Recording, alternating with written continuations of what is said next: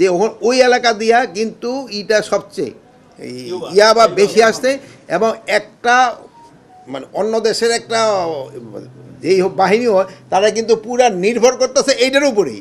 এটার থেকে তারা আয় করে তারা একটা তাদের ঘর সংসার এবং সব চালাচ্ছে। এখন এই জন্য এটা কীভাবে বন্ধ করা যায় আমরা চেষ্টা করে যাচ্ছি, কিন্তু হ্যাঁ আমরা যে বলবো যে আমরা খুব সফল হচ্ছি তা না। আপনারা অনেক সময় নামও জানেন যে বদি সাপ, হ্যাঁ বদি, এরকম ধরনের অনেক বদি হয়ে গেছে, এখন অনেক বদি হয়ে গেছে। এখন এইগুলিরে কিভাবে ধরা যায় এগুলি আপনাদের সাহায্য সহযোগিতা লাগবে।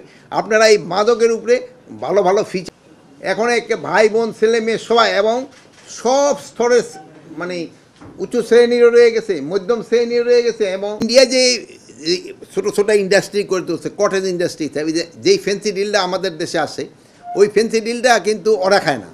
এটা শুধু আমাদের দেশে পাচার করার জন্যই কিন্তু এই ফেন্সি ডিলটা ওরা তৈরি করে থাকে। এটা ওরা বললে আমরা যে সময় বলি সেই সময় ওরা অস্বীকার করে যে নাম। একসময় দেখছেন আমাদের দেশে কিন্তু ফেন্সি ডিলটা বাচ্চাদের এই পেটে ব্যথা ট্যাথা হলে কিন্তু কাশি খাওয়াতো, কিন্তু পরে দেখা গেল যে না, ওই যে একটা এই সাপের মতো এরকম একটা থাকতো ছবি, এটা ওই ইন্ডিয়া করতেছে। যে ভাই যেটা বলছে এটা সত্যি কথা।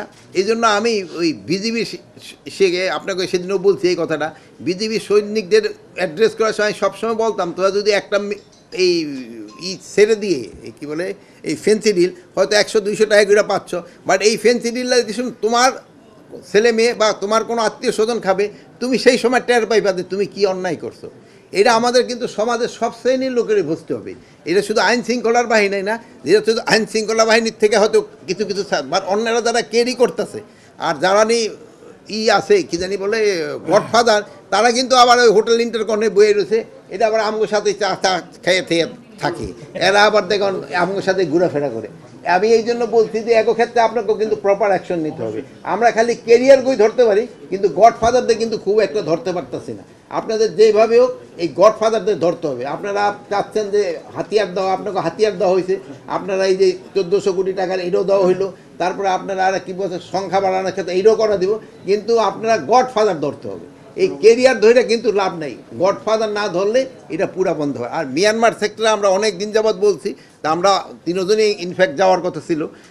আমাদের দুইটা বড় শত্রু, একটা হলো আমাদের দুর্নীতি আর একটা হলো আমাদের এই মাদক। এই মাদক আমরা কিভাবে মাদক থেকে আমরা মুক্তি পেতে পারি এই সম্বন্ধে আপনারা সবাই একটু সচেতন করতে হবে।